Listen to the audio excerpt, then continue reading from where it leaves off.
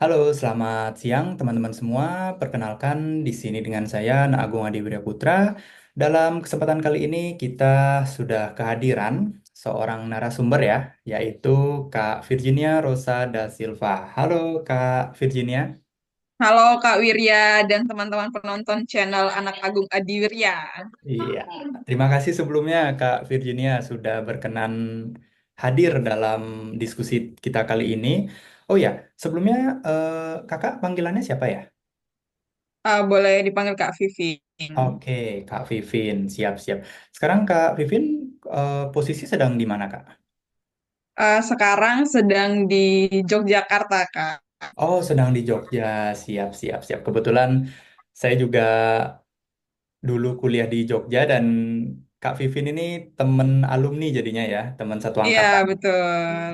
di Universitas Negeri Yogyakarta. Baik, terima kasih Kak Vivin atas kesempatannya sudah bersedia sebagai narasumber kita di diskusi hari ini. Sebelumnya, saya ingin menjelaskan kepada teman-teman terkait topik yang akan kita angkat pada diskusi kali ini, yaitu seperti yang sudah ada di background saya, yaitu diskusi ringan seputar metode penelitian etnografi. Nah, di sini kita akan mempelajari dan sama-sama belajar terkait seperti apa sih penelitian etnografi itu dan prosedurnya bagaimana, ruang lingkupnya apa saja. Oke, kalau gitu supaya tidak terlalu banyak menguras waktu, langsung aja kita berikan waktu kepada Kak Vivin. Namun sebelumnya Kak Vivin bisa tolong perkenalkan diri terlebih dahulu ya, Kak Vivin ya. Oke, baik Kak. Terima kasih banyak atas kesempatannya sudah diundang hadir di sini. Sebuah kehormatan saya. Saya izin memperkenalkan diri. Nama lengkap saya Virginia Rosa da Silva. Sekarang studi di jurusan teknologi pembelajaran baru selesai. Kemudian biasa disapa Vivin dan pada saat ini selain belajar di kampus juga berada di beberapa komunitas, khususnya komunitas literasi gitu. Dan itu yang membuat saya kemarin tertarik juga untuk mengkaji teknologi pembelajaran yang ada dalam kawasan atau lingkup ruang belajar non formal seperti itu. Oke. Berarti Kak Vivin ini lebih tertarik ke penelitian kualitatif seperti itu ya, Kak Vivin ya, tentang Iya, betul, penelitian. betul, betul, Kak. Oke, siap. Nah, ini nih Kak. Saya kebetulan tertarik juga untuk mendalami seputar penelitian kualitatif kan kalau tidak salah berarti Hmm. metode etnografi ini kan termasuk pada ranah kualitatif berarti Kak Iya, Fit. iya Nah, betul. mm-mm. Nah ini kan saya juga kebetulan ada beberapa kolega juga yang masih kebingungan menentukan metode apa sih yang sekiranya akan mereka angkat pada penelitiannya. Nah, kebetulan saya ingat nih ada kolega saya yaitu Kak Vivin yang mengangkat metode ini pada tesisnya, maka dari itu kita akan diskusikan sekarang. Baik, Kak Vivin bisa tolong ya diceritakan seperti apa sih gambaran umumnya seputar penelitian etnografi ini? Oke, baik Kak Wirya, terima kasih. Nah, di sini mungkin kalau teman-teman yang mempelajari atau mengambil jurusan di bidang studi antropologi ataupun sosiologi, etnografi itu sebenarnya tidak begitu asing lagi karena eh, sebagai metode ia selalu digunakan dalam kajian-kajian penelitian sosial seperti itu yang masuk dalam pendekatan kualitatif seperti yang tadi sudah Ria sampaikan di awal. Nah, kalau secara pengertiannya, kita berangkat dari pengertian dulu. Saya mengutip dari Creswell yang dia sampaikan pada tulisannya di 2010 itu bahwa desain etnografi merupakan prosedur penelitian kualitatif untuk menggambarkan dan menganalisis berbagai kelompok budaya yang menafsirkan pola, perilaku, keyakinan, dan bahasa yang berkembang dan digunakan oleh sekelompok masyarakat dari waktu ke waktu. Di sini secara apa namanya, secara leksikalnya atau makna katanya, maaf secara etimologisnya, etnografi itu berasal dari dua kata, ada etno dan grafi. Etno itu bangsa atau budaya juga, dan grafi berarti mengkaitkan. Jadi menurut saya tuh singkatnya sebuah studi etnografi itu sebuah kita membuat sebuah potret kehidupan manusia lah kira-kira seperti itu. Makanya dia sangat dekat dengan studi antropologi gitu Kak. Kemudian juga apa namanya kalau prosesnya sendiri kemarin itu saya pakai siklus. Jadi etnografi ini sebenarnya sebuah pekerjaan yang berkelanjutan dan dia tuh sebenarnya tidak ada langkah-langkah yang harus betul-betul sesuai, tapi intinya kita mengikuti alurnya atau siklus ya, di mana siklusnya kalau menurut Spradley itu kurang lebih ada enam ada enam siklus, enam tahapan dalam siklus tersebut. Yang pertama itu pemilihan proyek etnografi. Jadi misalnya saya punya isu apa nih yang menjadi keresahan saya dan mau saya teliti seperti itu. Seperti kalau kita kan di teknologi pendidikan gitu misalnya. Kemudian pengajuan pertanyaan etnografi. Jadi pengajuan pertanyaan etnografi ini belum belum pada wawancara yang secara deep interview itu belum, tapi masih yang pada umumnya kayak apa yang mau saya lihat gitu. Keresahan apa yang berhubungan dengan topik yang mau saya angkat. Kemudian apakah kelompok yang mau saya teliti ini akan merepresentasikan apa yang ingin saya tahu, kemudian apakah keterkaitannya. Kemudian ketika ada di lokasi pun pertanyaan-pertanyaan seperti itu tuh selalu muncul dan dengan sendirinya kita bisa berdiskusi dalam berjalannya proses observasi itu. Kan ketika kita turun di lapangan tidak mungkin kita cuma diam kan, itu kita sudah melakukan etnografi sebenarnya, Oke, kayak menanyakan oh ini Bapak hidup di sini sejak sejak tahun berapa nih tinggal di sini, kayak aktivitas pembelajaran seperti ini sudah dilakukan sejak kapan, kenapa mau melakukannya, itu kan pertanyaan-pertanyaan yang tidak harus ditanyakan di dalam deep interview ya. Tidak perlu ditanyakan ulang lagi gitu misalnya karena eh, mungkin Kak Wirya juga tahu bahwa ketika kita berdiskusi lepas orang tuh lebih lebih terbuka lah kira-kira lebih lebih mudah mengimbangi. Nah, betul. seketimbang kita mewawancara secara resmi. Kayak Oke, misalnya ini sudah ada posisi, sudah ada instrumen yang harus diikuti, terus sudah ada situasi yang memang diciptakan gitu. Dan itu buat orang menjadi lebih, saya pikir tidak semuanya dia katakan misalnya ketimbang kita berdiskusi santai lah semacam itu. Jadi pertanyaan etnografi di awal itu lebih ke situ sih, tetapi juga ada yang melakukan deep interview ketika dia sudah merasa cukup dekat dengan lingkungan ini. Makanya etnografi itu apa namanya kalau di zaman dulu, jadi etnografi kan selalu berkembang. Kalau yang etnografi lama, mungkin Kak Wirya pernah dengar dulu kan tempat-tempat kita ini kebanyakan diteliti oleh antropolog-antropolog dari luar, dari barat. Jadi sebuah potret kehidupan orang-orang di Indonesia yang masuk ke kawasan timur gitu, eh, dipotret oleh orang-orang barat. Jadi mereka harus oke, datang di sini, mereka hidup di sini, mereka tinggal di sini lama untuk meneliti tentang itu. Kayak misalnya di Bali ada satu antropolog namanya Fort Gertz. Dia tuh meneliti soal sabung ayam di Tabanan atau di mana gitu. Dan itu dia tuh hidup sangat lama di sini. Dia tinggal sangat lama, datang benar-benar dari Eropa, datang tinggal di sini, hidup di sini, belajar bahasa kita untuk meneliti. Nah, sekarang ke sini sini tuh perkembangannya ke yang kedua tuh kan etnografi baru. Nah, etnografi baru ini lebih ke kita menggambarkan tentang penelitian itu di mana kita tuh sebagai orang pertama gitu. Jadi oke. kita terlibat di situ dan kita mengalami peristiwa itu, makanya ada observasi partisipatif dan menggambarkannya. Dulu Hmm, kan orang yang menggambarkan kita nih, makanya dia harus lebih lama gitu misalnya. hmm, hmm. Kemudian setelah ada pengajuan pertanyaan, yang ketiga itu masuk ke pengumpulan data. Nah, bagaimana cara pengumpulan dalam penelitian etnografi? Ada dua hal yang paling utama. Yang pertama, observasi partisipatif. Hmm. Jadi orang si peneliti ini harus betul-betul terlibat di komunitas itu. Misalnya meneliti sebuah komunitas budaya, ya Oke, harus betul-betul hidup di situ. Kayak kemarin saya kan di komunitas pendidikan non formal namanya Teras Baca Elena Pod di Solor. Nah, saya belum pernah ke Solor nih.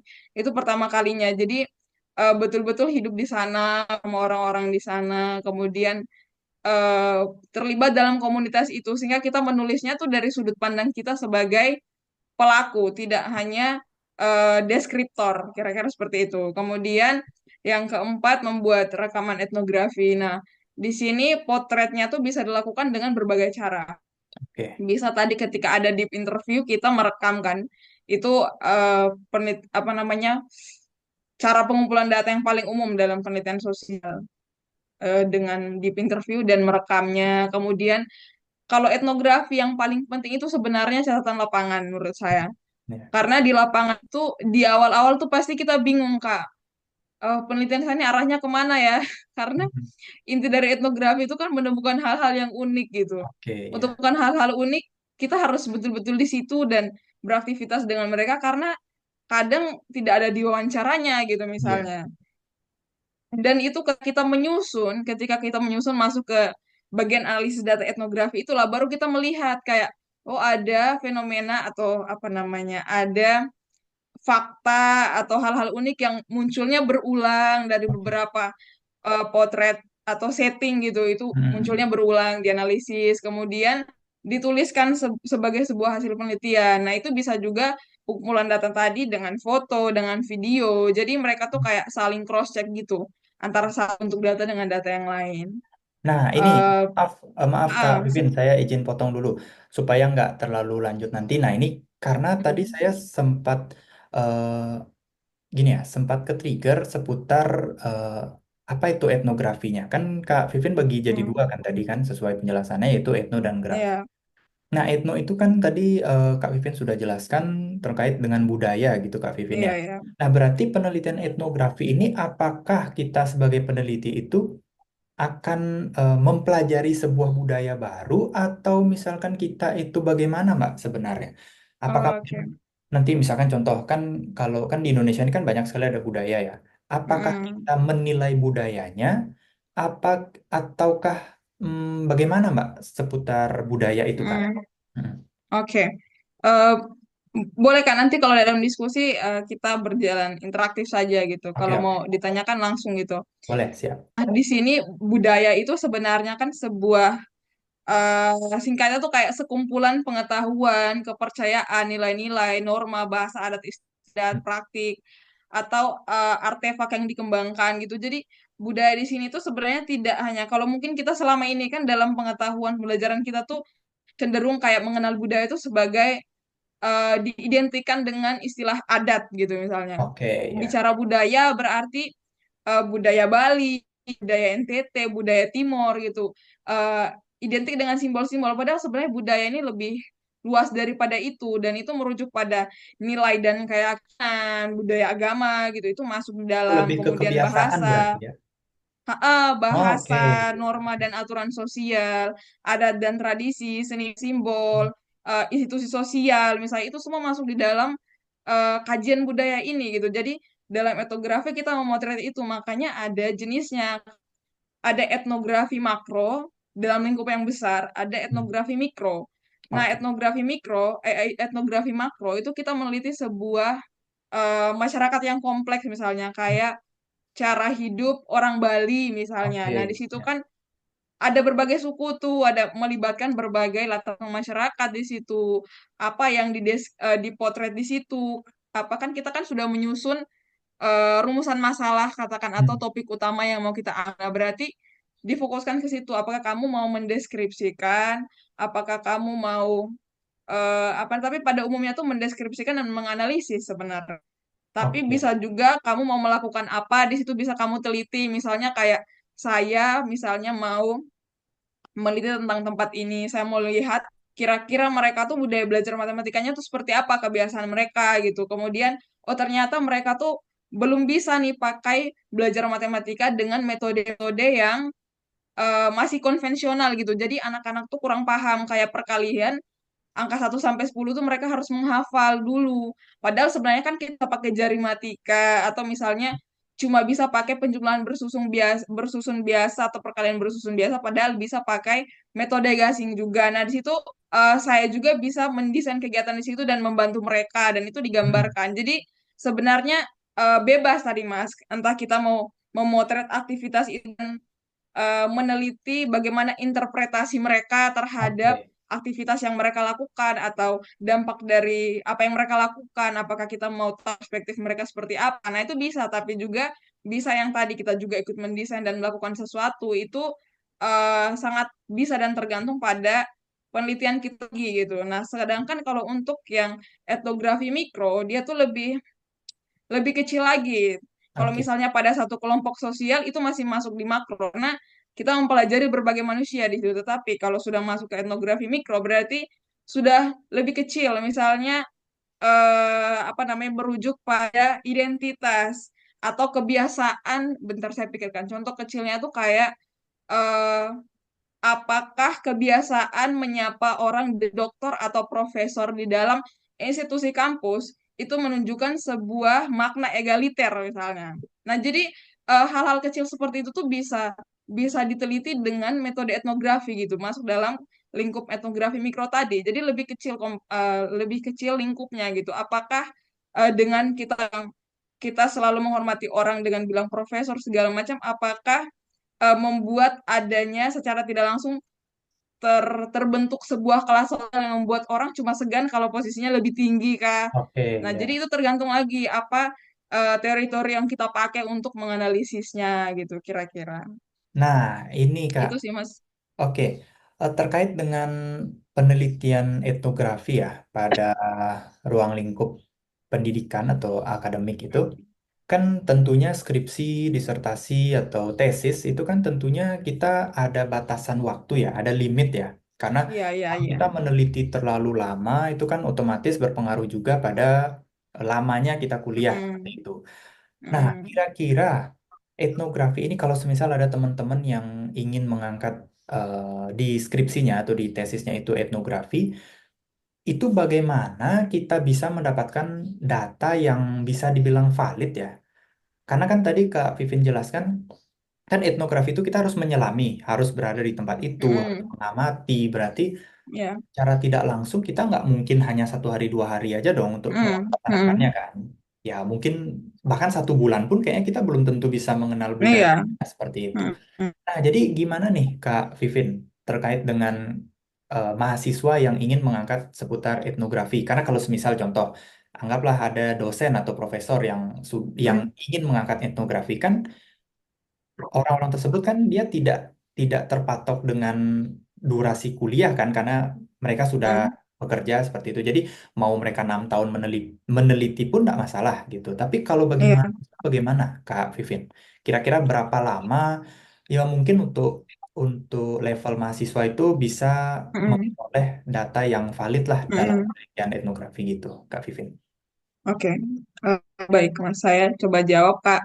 Nah, di Oke. sini sebenarnya etnografi itu kan berlandaskan pada pemahaman yang disampaikan oleh eh, bukan berlandaskan pada itu, tapi ilmu-ilmu antropologi, penelitian antropologi pada umumnya itu termasuk etnografi itu berlandaskan pada katanya salah satu peneliti yang namanya Margaret Mead itu bahwa what people say, what people do, and what they say they do, it's are entirely different things. Jadi apa yang orang katakan, apa yang orang lakukan, dan apa yang orang katakan mereka lakukan itu hal yang Oke. berbeda. Jadi di sini kan tergantung ketahanan kita di lapangan ya, Mas.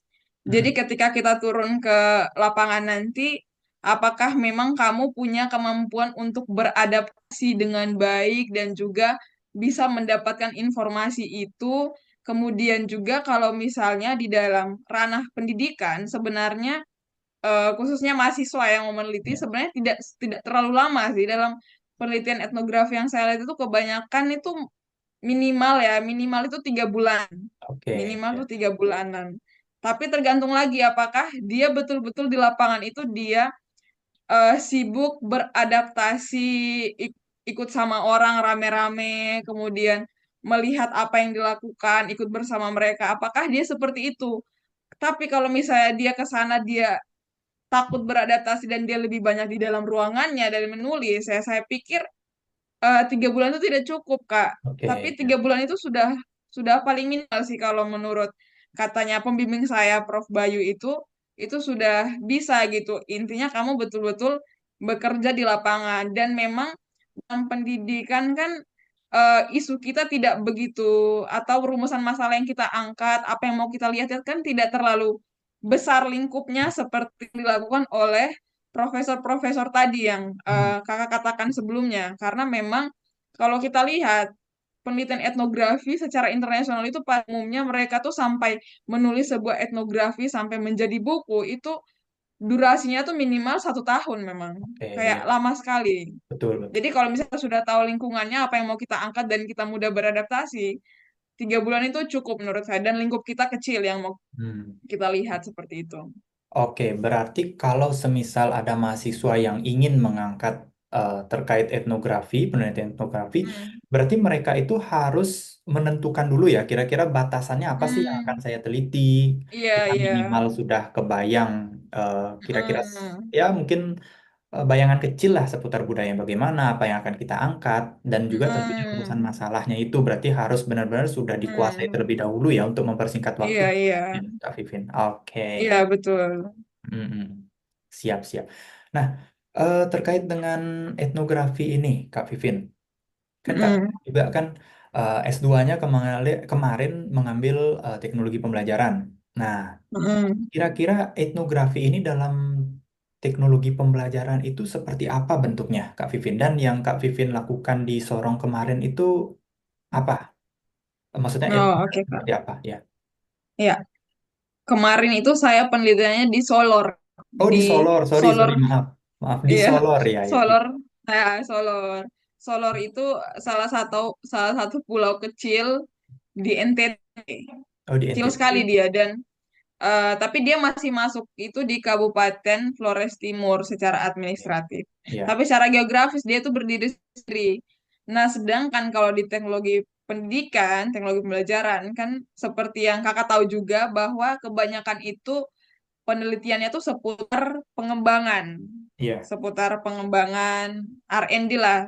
iya, Kemudian di situ kenapa saya kemarin memilih kualitatif karena mungkin keresahan saya lebih terarah ke sana dan cuma bisa diteliti dengan metode kualitatif ini gitu karena saya kemarin sempat berpikir juga kalau kita bikin apa namanya penelitian kuantitatif sepertinya tidak betul-betul merepresentasikan apa yang mereka lakukan atau potret kehidupan di sana lah kira-kira. iya. Kayak misalnya saya cuma buat survei gitu dikirimkan, apakah kamu melakukan ini, apakah kamu melakukan itu, bagaimana pendapat kamu tentang ini. Saya pikir analisisnya tuh kurang gitu, jadi harus kualitatif. Nah, secara teknologi pendidikan sendiri, kan kita itu sebenarnya sejak ACT 2004, Hmm. kebanyakan yang saya rujuk itu pendapat di ACT 2004.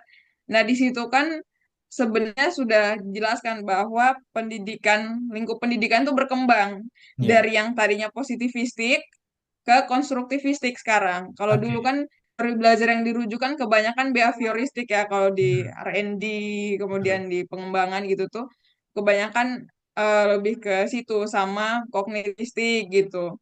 Nah, sedangkan di konstruktivistik itu lebih luas lagi. Teori belajar yang dirujuk itu sudah seperti punya saya kemarin, konstruktivistik sosial. Jadi bagaimana belajar itu terjadi dengan adanya interaksi. Hmm. Interaksi di dalam kelompok tuh, kelompok budaya belajar yang dibangun di kelompok itu, di komunitas itu gitu. Kemudian juga apa namanya kalau secara kita di teknologi pendidikan sebenarnya teknologi itu kan bukan bukan cuma tentang software hardware, Betul. tetapi juga proses-proses yang teknologis gitu.